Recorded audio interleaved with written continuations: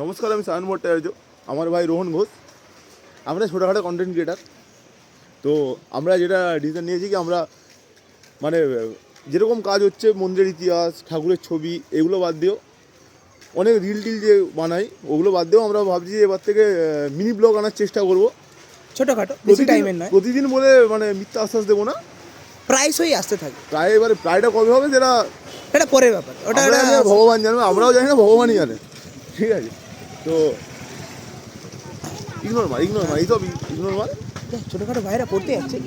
তো আমরা এটা বলছিলাম, আমরা রেগুলার ভিডিও আনার চেষ্টা করবো। তো আইটাকে ফলো মেরে দিন, এই রোহন ঘোষ ফলো করুন, এনজয়।